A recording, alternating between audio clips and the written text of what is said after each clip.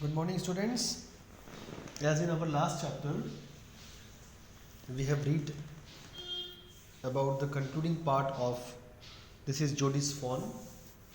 We have also discussed about the question answers, which are 4 in numbers, in our last video.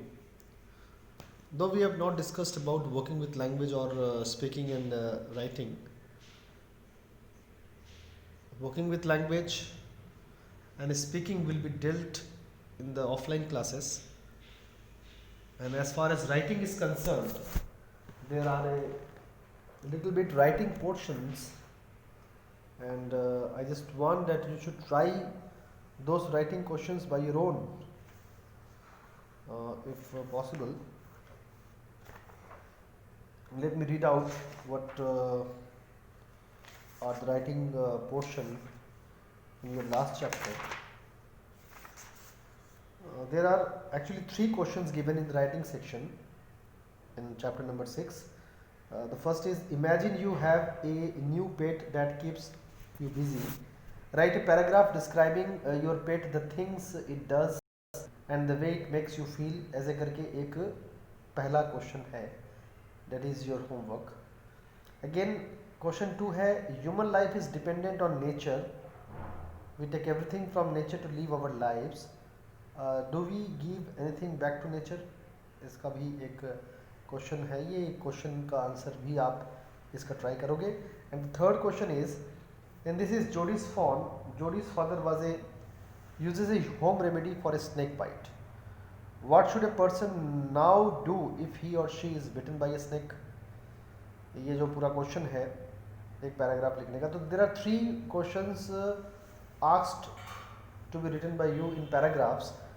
So question 1, 2 and 3 of chapter number 6 writing portion are your homeworks. Try your own and let it be checked by me. Now today we are going to start a new chapter, A Visit to Cambridge, written by Firdaus Kanga. The actual name of the story is From Heaven on Wheels. From Heaven on Wheels chapter, Heaven on Wheels book है, एक किताब है Heaven on Wheels. उसका एक chapter है A Visit to Cambridge, written by फिरदौस कांगा.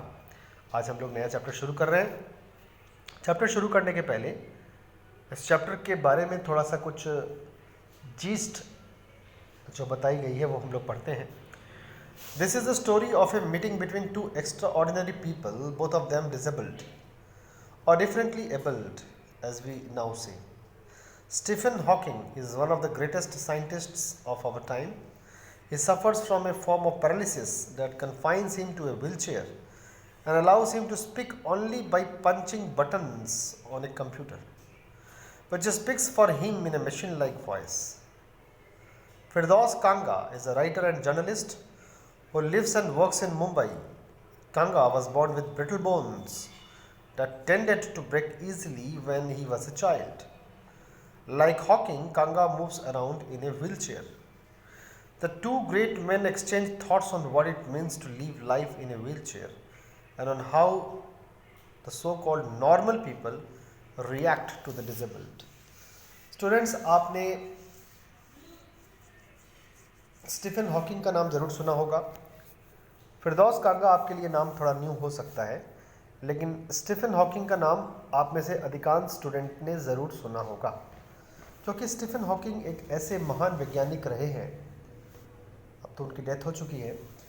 एक ऐसे महान वैज्ञानिक रहे थे वो, जो जिनका शरीर एक प्रकार का पैरालाइज्ड शरीर था. नर्व्स प्रॉब्लम उनको थी और प्रॉब्लम इतनी ज़्यादा थी कि वो व्हील चेयर में बैठकर ही अपना जीवन व्यतीत किए थे. अंतरिक्ष के बारे में बहुत सारे अनुसंधान और बहुत सारे रिसर्च उन्होंने किए थे. बहुत सारी चीज़ों का पता लगाया था.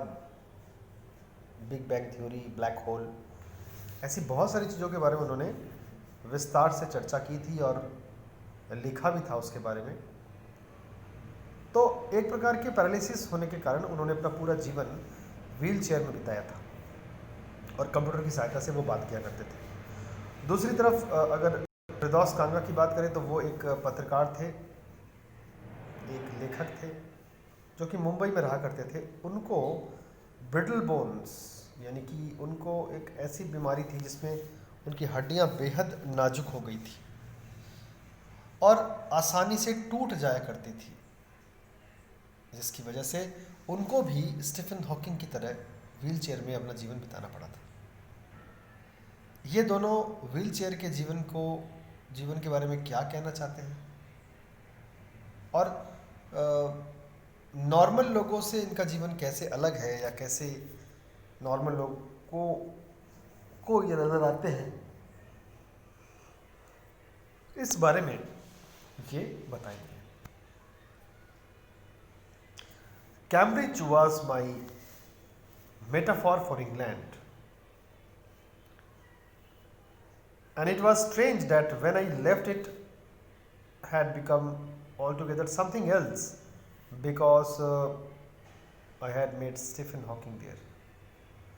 It was on a walking tour through Cambridge that the guide mentioned Stephen Hawking, poor man, who is quite disabled now, though he is a worthy successor to Isaac Newton, whose chair he has at the university. And I started because I had quite forgotten that he is this most brilliant and completely paralyzed astrophysicist, the author of A Brief History of Time, one of the biggest bestsellers ever lived there. ये बात जो है फिरदौस कांगा कह रहे हैं कि मैं एक बार इंग्लैंड के कैम्ब्रिज में गया था, तो वहाँ पे मेरी मुलाकात स्टीफन हॉकिंग से हुई। स्टीफन हॉकिंग जो कि महान वैज्ञानिक रहे हैं, जिन्होंने a brief history of time नाम की किताब की रचना की, जो किताब अपने आप में बेस्ट सेलर्स थी, बहुत ज़्यादा बिकी थी ये किताब। आइजैक न्यूटन के एक तरह से स्टीफन हॉकिंग सक्सेसर यानी कि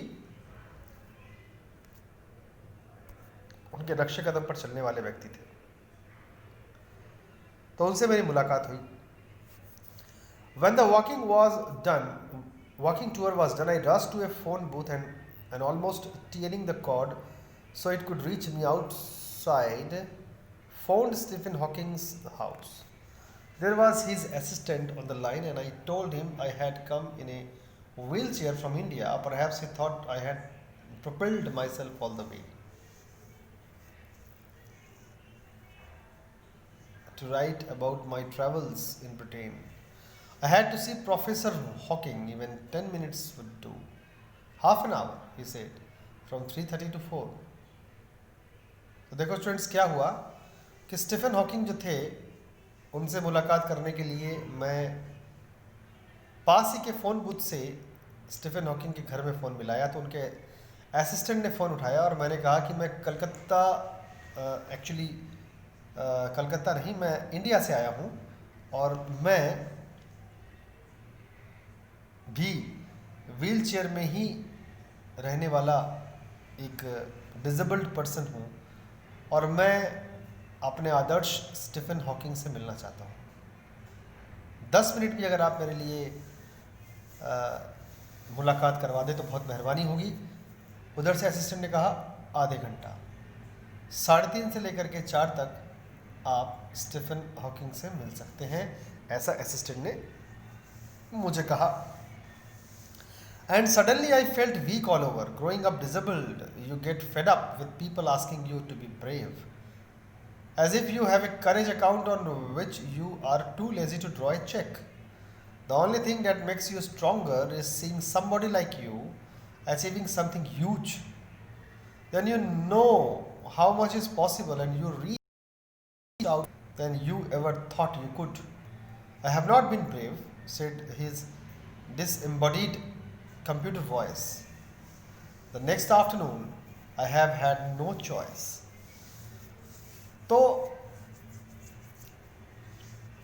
राइटर कह रहे हैं कि जब आप डिसेबल्ड होते हो, किसी प्रकार से अपाहिज होते हो, तो सारी ज़िंदगी ही आपको ये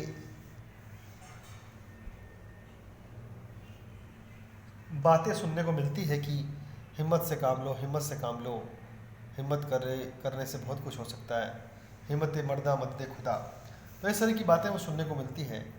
लेकिन कहीं ना कहीं आप टूटे हुए रहते हो। लेकिन अगर कोई आपको इंसान ऐसा दिखाई दे जो कि आप ही की तरह बहुत ज़्यादा आप ही की तरह समस्या से ग्रसित रहा हो और बहुत कुछ ज़िंदगी में हासिल किया हो, तब आपको ऐसा लगता है कि आप भी न जाने क्या क्या हासिल कर सकते हो, तभी आपको हिम्मत मिलती है कुछ करने की।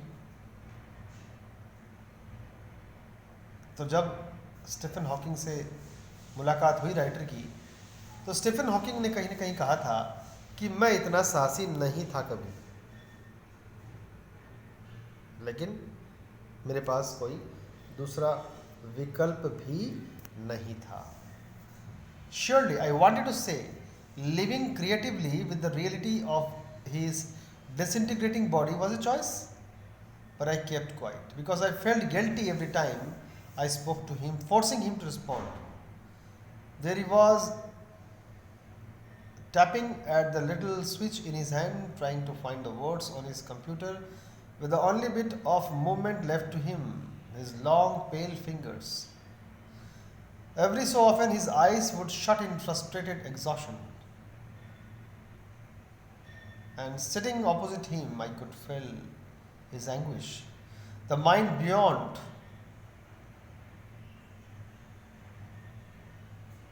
with thoughts that came out in frozen phrases and sentences stiff as corpses.